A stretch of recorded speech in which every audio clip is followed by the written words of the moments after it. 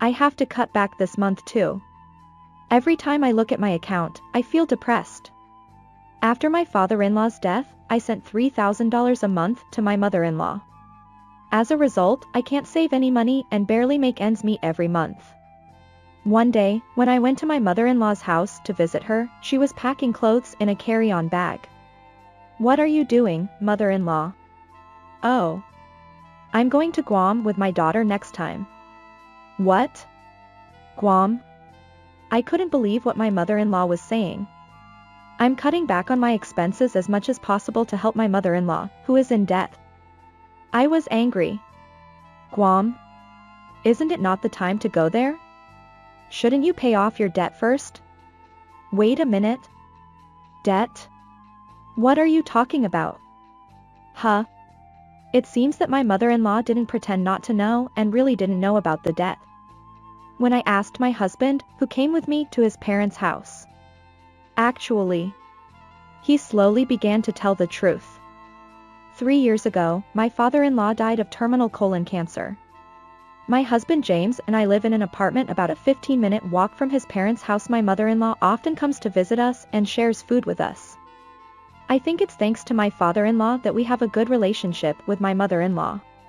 The funeral of my father-in-law went well, and we were having dinner at home when my husband talked to me with a serious face. "Helen, I'm sorry at this time." "Huh?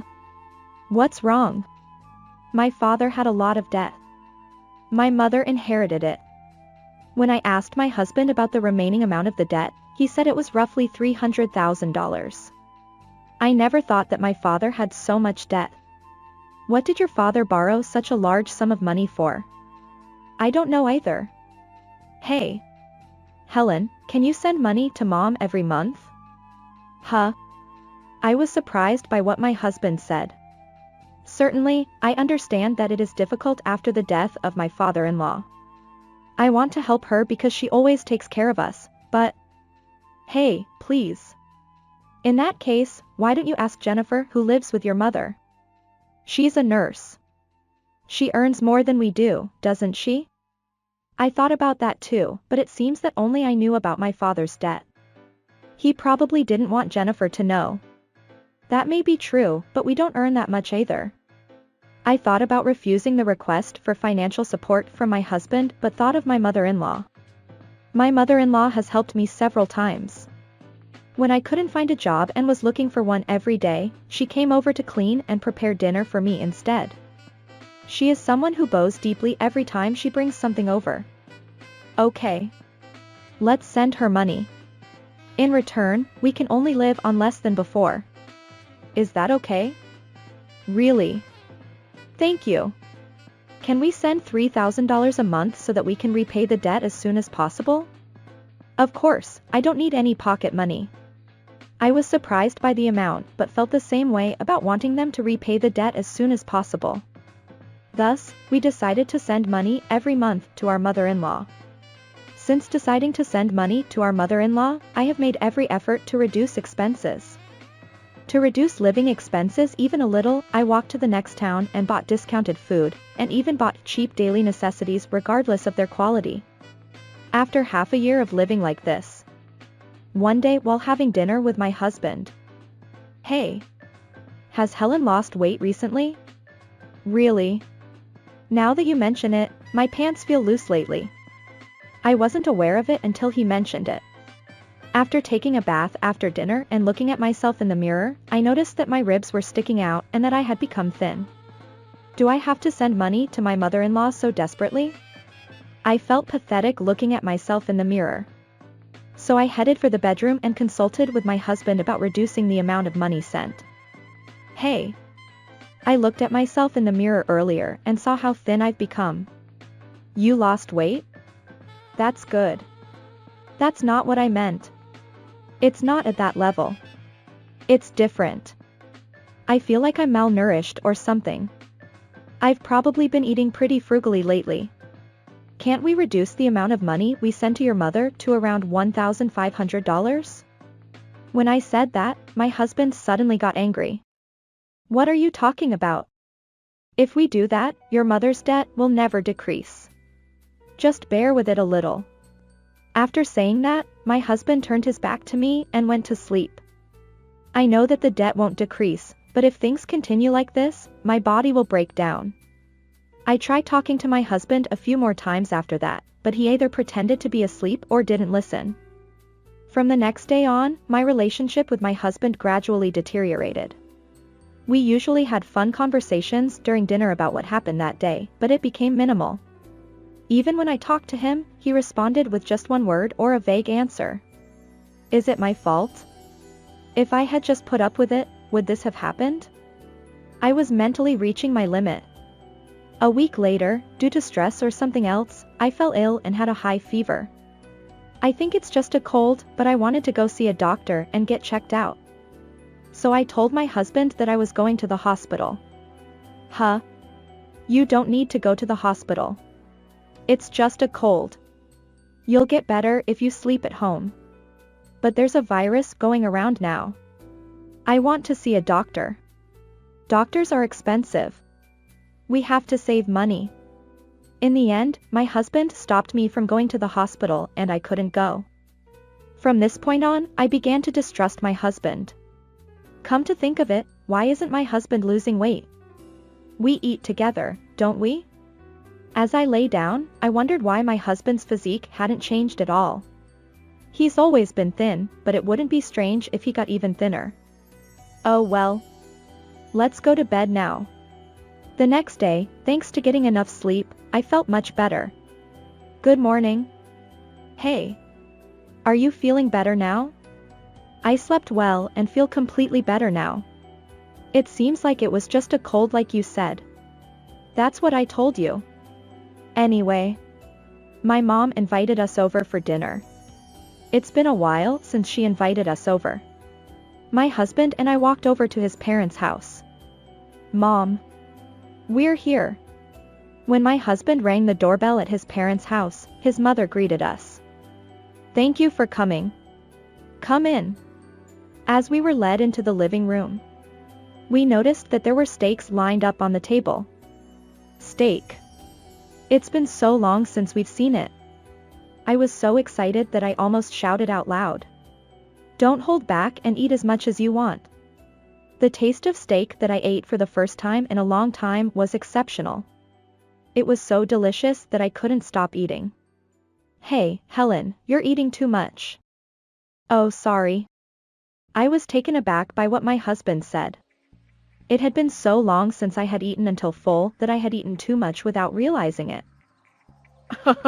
It's okay. There's no point in leaving any leftovers. Eat everything, I'm going up to my room for a bit. Saying that, she left the living room. After continuing to eat for a while and becoming full, I decided to clean up and thank my mother-in-law by going up to her room on the second floor. Wait. Hold on a second. My mother-in-law shouldn't have any money. So why is she serving such an expensive steak? As I climbed the stairs leading up to the second floor, I thought about such things. There are doubts, but let's say thank you first. When I opened my mother-in-law's room door, I saw her packing clothes into her suitcase. Mother-in-law, the steak was delicious. Thank you very much. What are you doing? Oh. Are you full? This? I'm going to Guam with Jennifer next time. Will Helen go with us? Guam. What? I couldn't understand what my mother-in-law was saying at all. Guam? Yes. Jennifer and I were talking and decided to go abroad for the first time in a while. Jennifer is at work today, so she's not at home, but if Helen goes too, she'll be happy. Ridiculous. I'm barely surviving every month. You're planning a trip overseas so carelessly. I was furious with my mother-in-law's statement. Don't be ridiculous. Huh? What's wrong? Don't you like traveling? That's not it. You have debt, don't you? Shouldn't you pay that off first? Debt? Calm down a bit. What do you mean by debt? I don't have any debt. Humph. Even if she tries to play dumb, it won't work. I'm sending her $3,000 every month. I'm cutting back every month and sending $3,000 to my mother-in-law. I thought it would help pay off the $300,000 debt my father-in-law left behind. My husband's $300,000 debt? Helen, I'm sorry. I really don't understand what you've been saying since earlier. And I haven't received $3,000 either. This feeling. It seems like my mother-in-law really doesn't know about the debt. So? At this point, I realized that it was my husband's conspiracy. It also makes sense he is healthy and never loses weight. I see. That's what it was. Huh? What do you mean? I decided to get back at my husband right here and now. Hey. You're making too much noise. What's going on? Just as I was about to call my husband, he came into my mother-in-law's room. This guy has been deceiving me all along. It's perfect timing. I was thinking of calling you. Huh? Me? Yes. You've been sending money to your mother properly all along, right? When I asked him that question, my husband's expression clouded over. Of course he can't say he's been sending money. I've been quiet about it all this time. How about it? I've been sending money. I didn't miss what my husband said. Then let me ask my mother-in-law too. Mother-in-law, James says he's been sending money properly. Is that true? I haven't received any money. See? My mother-in-law is saying this. What does that mean? That can't be true. I've been sending it properly. Even though he can no longer deny it, he still resists. Then should I ask my mother-in-law for help too? I trust my mother-in-law more than James. Excuse me, but could you show me your bank transaction history? When I asked her, she showed me her transaction history kindly. When I looked inside, there was no trace of $3,000 being transferred from my husband even once. Can you say that you've been sending money even after seeing this? It hasn't been transferred even once. He must have felt that he couldn't deny it anymore. My husband suddenly grabbed my arm and tried to take me out of my parents' house. That's enough. Let's go home. Don't be ridiculous. You're running away just because things got inconvenient. Let go of hand. I shook off my husband's hand with all my might. Because of you, I wasn't even allowed to go to the hospital when I had a high fever. I couldn't eat properly for about half a year. I was shocked to see my body getting thinner every day, but you probably didn't know that, did you? We eat together, but you don't lose weight at all. I was wondering why you were getting fatter, but now I understand. You're lying when you say your mother-in-law has debt. Are you using it yourself? I blurted out everything I had been thinking about my husband. I had never shouted so much in the past, and both my husband and mother-in-law looked surprised. My husband was just surprised and didn't say anything back. His attitude made me angry again. Why are you silent? Say something. I grabbed my husband's collar and approached him. If it were allowed, I would have pushed him off the second floor right now. Wait. Calm down. How can I calm down like this? Helen. No. You'll become a criminal if you keep going like this. Finally, I came to my senses after being told that by my mother-in-law. Out of anger, it seemed that I had strangled my husband's neck while grabbing his collar. My husband spoke slowly while coughing. Actually, I failed in stocks. Stocks? My work colleague told me about a good stock. He said it would definitely go up, so he told me to buy it for $300,000. What? What are you doing? You were able to borrow $300,000. Wait, could it be? Yes, actually it was from a loan shark. After hearing my husband's words, my mother-in-law broke down crying on the spot. My head also turned white, but I felt frustrated and pathetic when I thought about living with such a person. So you repaid $3,000 to the loan shark by setting up an arrangement to send money to your mother? Yes. The stocks were doing well at first, but they started falling soon after. When I thought it was too much, the value had dropped to about $200,000. And did you use all of that $200,000 for repayment? Of course. But the interest is so high that there's still about $100,000 left in principal. What are you doing? What was all my hard work for? My mother-in-law suddenly stood up and hit my husband hard. What are you doing? You're even lying. Do you know how much Helen has been struggling? Why didn't you tell me such an important thing? I might have been able to do something before it got this bad. My father-in-law rose to become a department manager at a major electronics manufacturer. He must have received a considerable amount of retirement money as well. As my mother-in-law said, if he was short of money and said so, he could probably do anything. It was right after my father died. I couldn't tell my mother at such a time. So he completely underestimated me. That's enough. I don't care what happens to this guy anymore. I interrupted my husband and mother-in-law's conversation and started talking. I understand everything about you from our conversation just now. In the end, you underestimated me. Fortunately, we don't have any children. Let's get divorced. I don't think I can live well with someone like you in the future. Wait. I don't underestimate you. He panicked when he heard the word divorce and clung to me desperately. You're underestimating me. What do you think I've been living through? I've been cutting back desperately for your mother's sake. In the end, I was being tossed around by your selfish actions. When you said seriously that you wanted to send money, I thought you were a good person who cared for your parents. I shouted again. But that was my true feelings. My husband probably couldn't argue anymore either. He looked down and froze. Mother-in-law, is that okay with you? It's not your fault, but I can't live with James anymore. When asked by me, she nodded quietly. Well then, that's what it is. I'll leave that apartment today. I'll send the divorce papers to this house by mail. Please submit them to the city office after writing them. I said that and tried to leave my parents' house. When I tried to leave through the door, my mother-in-law called out to me. It's really because of our stupid son. Sorry. I won't ask for forgiveness. I'm really sorry for hurting Helen's family register. My husband didn't come to see me off, but my mother-in-law bowed deeply to me while crying. That's right.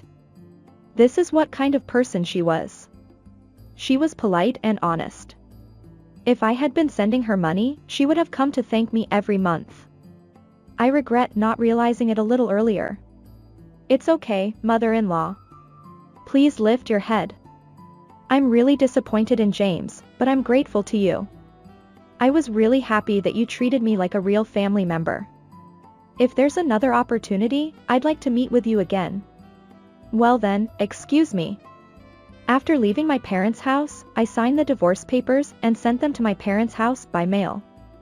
After explaining the situation to my parents and packing my things, they said I could live with them for a while, so I headed to my parents' house, which was about an hour away by train.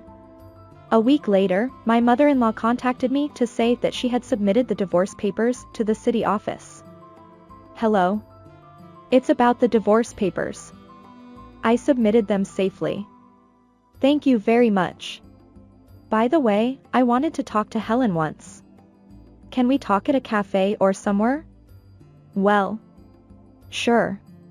I headed to a cafe about 30 minutes away from my parents' house as specified by my mother-in-law. When I entered the cafe, my sister-in-law and mother-in-law were already sitting at the table. Long time no see. When I greeted them, they bowed down and apologized to me even though we were inside a cafe. I'm really sorry. My stupid brother caused trouble for Helen. It's a little embarrassing, so please stop. I returned the two of them to their seats and asked them what they wanted to talk about today. Then my mother-in-law took an envelope out of her bag. Can you take this? What? When I looked inside the envelope, there was $50,000 in it. What is this? I can't accept this much money. It's okay. It's the money that Helen has been saving desperately and giving to her brother every month, and it's also compensation from us. Please take it without saying anything. Even if I refuse, they probably won't leave until I accept it. Thinking that way, I gratefully accepted $50,000. By the way, what happened to James?